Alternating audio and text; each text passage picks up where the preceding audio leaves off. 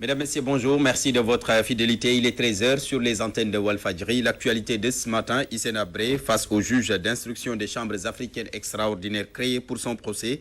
Arrêté depuis dimanche, l'ancien président tchadien risque tout simplement l'inculpation. Il est poursuivi pour crimes de guerre et crimes contre l'humanité commis au Tchad durant son régime.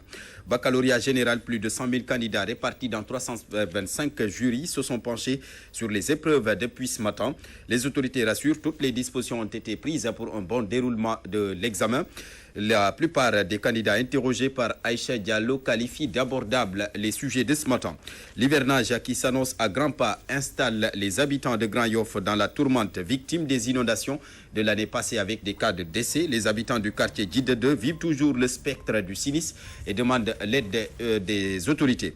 L'actualité ne va pas tomber en petites gouttes au Sénégal en cette période d'été. Après le passage de Barack Obama, qui fera date dans l'histoire du Sénégal, le procès d'Hissène Habré vient bousculer à nouveau toutes les informations et Dakar semble décider en tout cas cette fois-ci à juger l'ancien homme fort de N'Djamena après 20 ans d'exil au pays de la Teranga. C'est l'objet de la chronique du mardi signée Ousmane Sen. La page internationale sera au rendez-vous. Mardi Magazine à suivre l'actualité des médias avec Marguerite Rosalie Ndiaye. Puis Ndeye Fatou Ndiaye Ba nous rejoindra pour une lecture de la presse du jour.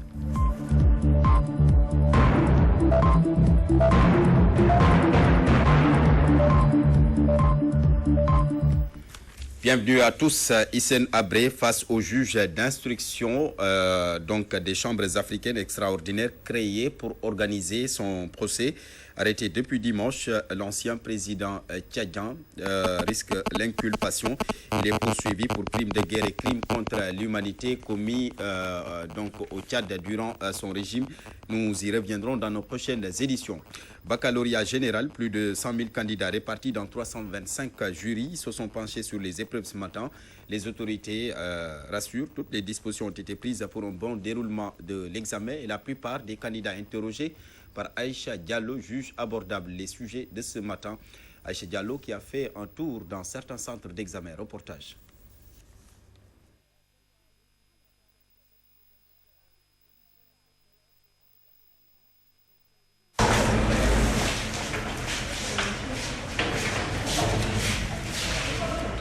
Le baccalauréat général des séries scientifiques et littéraires a démarré ce matin. Au lycée Seydou Nourou-Tall, les épreuves se déroulent normalement. Les conditions sont dans d'excellentes conditions d'examen quand même.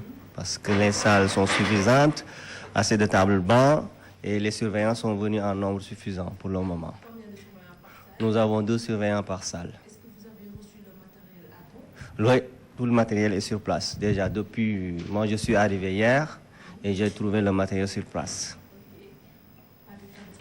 Non, pas de fraude et les surveillants sont là et les épreuves se déroulent normalement.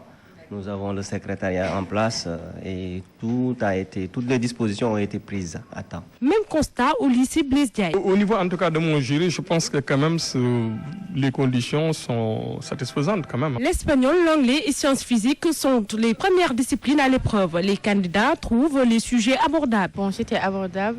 On a fait ce qu'on nous a appris. Bon, la compréhension aussi. C'était un peu abordable. C'est bien dalle. À vrai dire, on a fait l'essentiel. Bon, ce qui reste, on laisse tout dans les médias, quoi. Ouais. Est-ce que c'était facile ou difficile? C'était abordable. Ouais, c'est ce que je peux dire pour l'instant. C'était abordable. C'est abordable dans l'ensemble. Parce que tout ce qu'on a donné, on a fait et refait en classe. Anglais. Ouais, c'était abordable. Hein. Ouais. Parce que d'habitude, les épreuves, on ne peut pas dire que c'est facile ni c'est difficile, mais on fait l'essentiel là. Pour rappel, 56 674 candidats sont inscrits dans les séries littéraires et 23 328 pour les séries scientifiques et techniques, répartis dans 183 centres. Aïcha Diallo, l'hivernage hante déjà le sommet des populations de Grand Yoff avec le spectre des inondations. Une visite ce matin au quartier Djida 2 plutôt, qui a enregistré des morts l'année passée, a permis de constater le niveau d'inquiétude de ces populations. Reportage. La psychose des inondations plane à Grand Yoff. À Djida 2, quartier qui avait enregistré des décès l'année passée, les populations sont sous le qui-vive. Elle avait juste 2 ans et demi. Oui, je l'ai trouvée juste à 2 marches des escaliers. Bon, en ce moment, elle était morte. Ouais, noyée. Oui. J'avais peur parce que hier, je n'avais pas dormi. Quand ça a commencé à pleuvoir, je me suis levé. Il menait une vie apparemment tranquille dans l'ouest de le coup pour espionnage au profit de la Russie. Le tribunal de Stuttgart a rendu son verdict ce mardi à l'encontre d'Andreas Anschlag et de son épouse Heidrun. Ces populations fondent leur espoir sur le canal qui est toujours en construction. Les gars sont venus tardivement. Les travaux, ça a commencé tardivement. Et le pluie s'installe, ça a commencé à pleuvoir. Vraiment, nous, les habitants de Garaou, surtout moi-même, parce que j'ai vécu, j'avais peur. Ce canal est toujours en construction. Les habitants de Djida 2 se préparent au pire et n'excluent pas de quitter les lieux. On a rangé nos bagages. Il y a certains habits qu'on a amenés chez ma grand-mère. Peut-être louer un appart pour voir. Nous avons rangé nos bagages pour se préparer à quitter le quartier. D'ailleurs, l'année dernière, on avait tous déserté les lieux. Ce père de famille, lui, n'a pas d'alternative. Il risque de cohabiter encore avec les eaux. Moi, je n'ai pas où aller. Je n'ai que la maison là. Je n'ai ma femme et mes 5 enfants. Tous sont des femmes. Ce n'est pas un enfant. Je suis des enfants, que j'ai 5 enfants qui n'ont même pas à l'âge de 25 ans. Les populations de Grand Yoff redoutent l'enfer qu'elles avaient vécu l'année dernière, situation qui avait provoqué des pertes en vies humaines. Amadou Alimbaï, les populations de la commune de Kermadjabel qui réclament un centre de santé, ils soutiennent que le poste de santé de la zone n'arrive plus à couvrir les 15 000 âmes de la commune, plus les populations des villages environnants. Moustapha Mbaye, l'ICP, l'infirmier chef de poste, au micro de Mamadou Matarsar. Le poste de santé est confronté avec d'énormes problèmes parce qu'actuellement, Kermadjabel est une commune, n'est-ce pas? La population a évolué et on ne dispose qu'un poste de santé qui polarise plus de 15 000 habitants. Bon, c'est beaucoup. Bon, nous souhaitons et nous demandons à l'État de nous offrir un centre de santé fonctionnel. C'est ça notre souhait principal ici à Kermadjabel. Problème d'accès aux soins. C'est notre principale difficulté, quoi.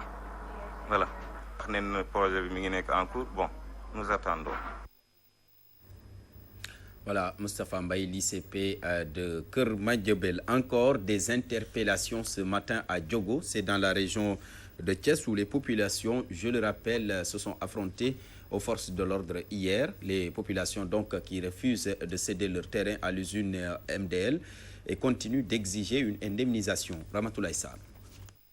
Une dizaine d'interpellations, parmi lesquelles des vieux, des jeunes et une femme. C'est le bilan des affrontements qui se sont produits à Diogo entre propriétaires de champs, franges de la population et des éléments du détachement de la brigade de gendarmerie de Thiès, déployés sur le terrain pour veiller sur la sécurité des membres de la commission chargée d'évaluer les terres. Ces derniers étaient obligés d'user de grenades lacrymogènes pour disperser la foule et qui ne comptaient pas céder leurs terres sans être convenablement dédommagés par l'usine MDL.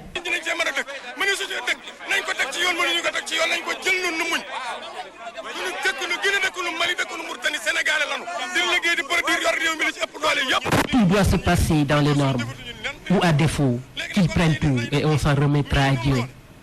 Il n'y a pas eu de négociation. Ils ont fait ce qu'ils voulaient. On le décrira partout et si nécessaire, nous mènerons une marche jusqu'au palais.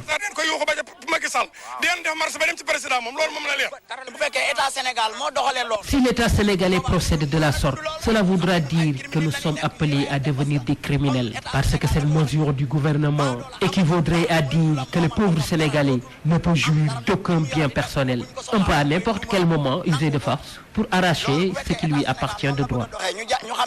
Pour le président de la commission d'évaluation, par ailleurs, le préfet de Tivaouane, Magat Diallo, s'est au sortir de maintes négociations avec avec les populations qu'ils ont décidé d'agir de la sorte. Ce matin, nous sommes venus après avoir négocié.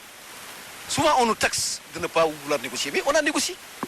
Nous avons tenu une dizaine de réunions avec ces propriétaires de champs.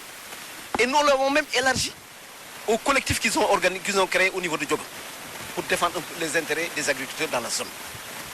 Mieux, nous avons même effectué des missions de terrain pour faire du porte-à-porte, aller de village en village pour rencontrer les gens, leur expliquer, discuter avec eux, pour leur dire que le barème que nous voulons appliquer, c'est un barème consensuel, mais qui a été multiplié par 5. Et indépendamment même des impenses, il faut que les gens aient une vision prospective.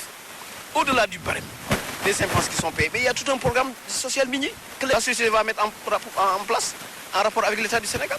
Les agriculteurs qui ne savent plus où donner de la tête interpellent l'État. Si on sait, se désolent-ils qu'ils n'ont que ces terres pour survivre. Ramatoulaye Sarr, Radio-Télévision Walfadjri. L'actualité ne va pas tomber.